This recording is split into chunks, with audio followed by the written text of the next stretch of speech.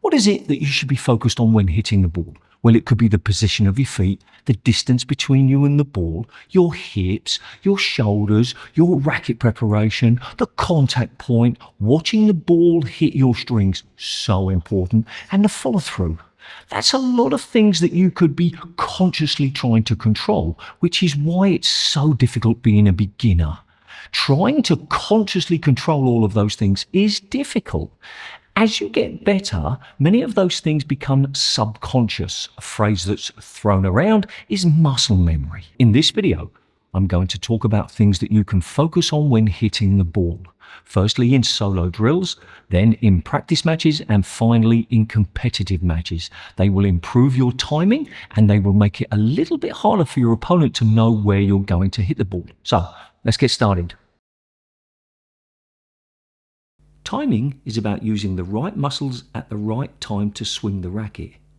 If you contract the wrong muscles or the right muscles at the wrong time, you won't hit the ball well. Better players use fewer muscles, only contracting the ones needed for the swing. Using extra muscles adds tension and limits your movement. Beginners often tense their whole body, even their face, which isn't necessary. How hard you contract the muscles also matters. For example, advanced players use the minimum amount of grip strength to ensure that the racket doesn't twist upon impact. Newer players often squeeze the racket as hard as they can. To master timing, you need practice. You can't be told exactly which muscles to use and when. You learn by repeating and adjusting your swing. But you can use some activities to help you become more aware of your swing and timing. And that's what this video is about. Adjustment 1, pause. I'm sure you've performed the figure of 8 many times. In fact, here's me doing just that. Notice that at no point does my racket stop moving. Now watch me as I pause the racket for a fraction of a second before swinging forward. Let's see one swing in slow motion.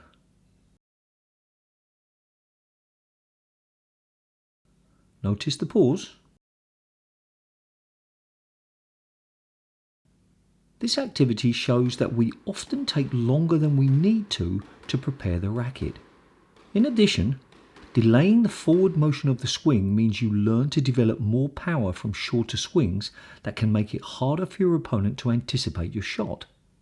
This adjustment can be used in other shots too.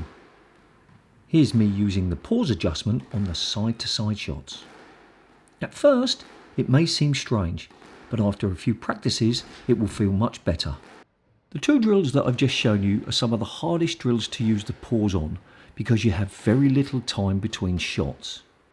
When you pause for other drills, like these straight drives for example, the amount of time you have to pause is much greater, and that can make it feel easier. To summarise, pausing at the top of your swing makes it harder for your opponent to anticipate your next shot, as well as allowing you to develop a stronger swing.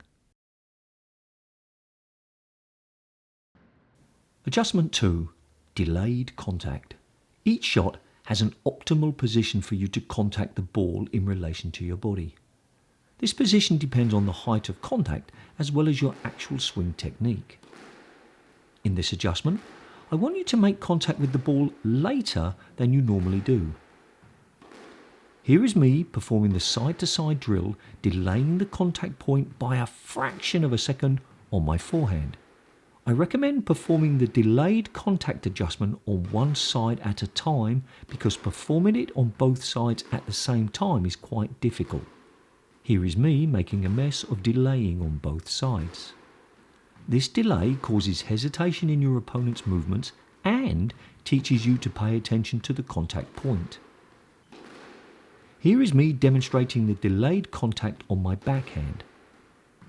You will notice that it doesn't look as effective, and that's because it's usually harder for players on the backhand. This swing adjustment works well from the front of the court, for example from your opponent's post, but it is also useful for developing the ability to hit the ball straight when it's gone behind your optimal contact point. To summarise, Delaying your contact point makes it harder for your opponent to time their split step and therefore makes it harder for them to move well.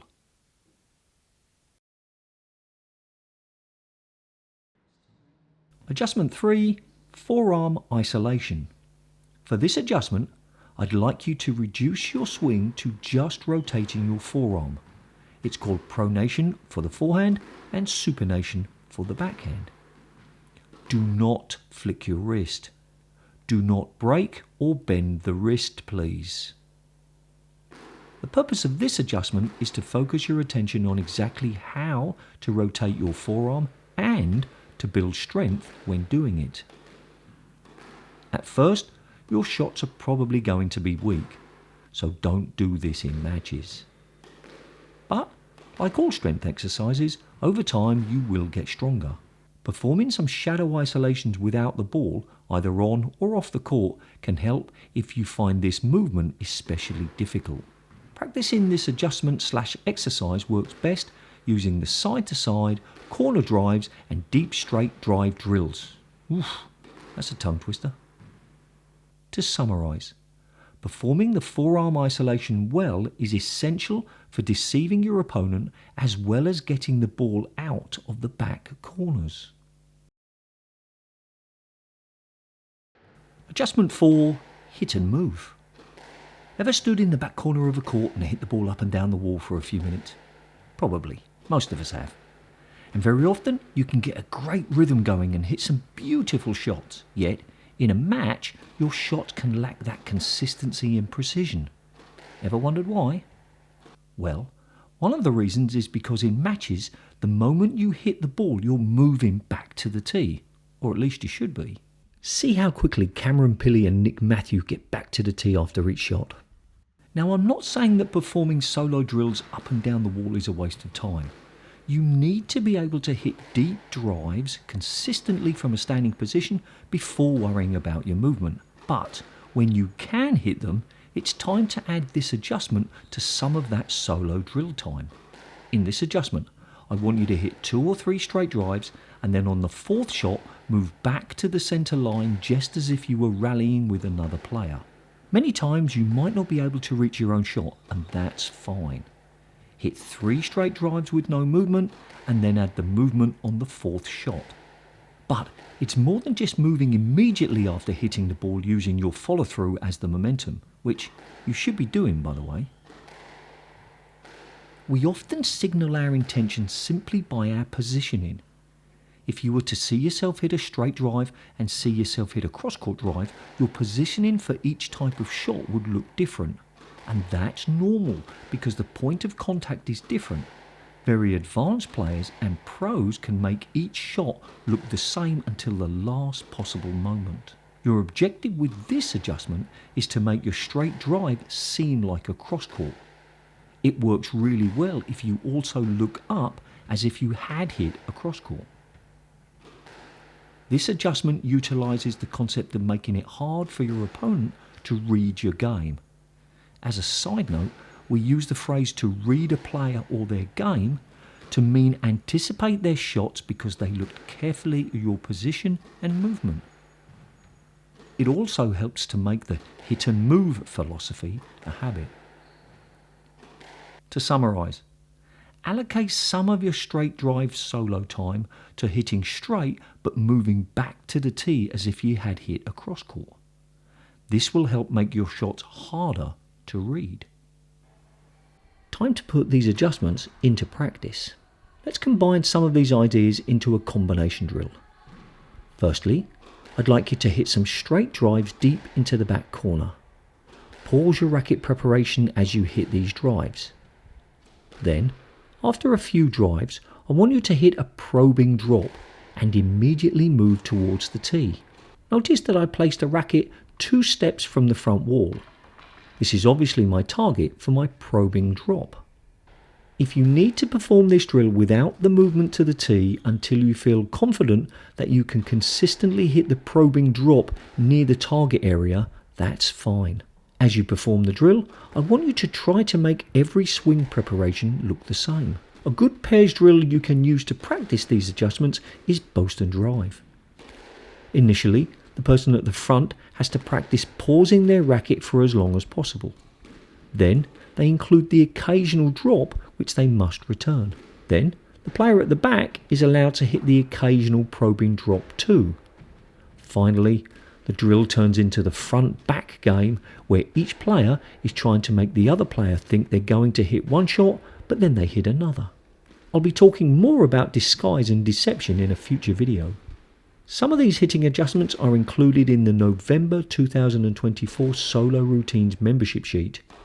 The Solo Routines membership is a way to maximise your time on court when performing solo drills. More details can be found on my website, including a free sample routine. The link is on the screen now and in the text description.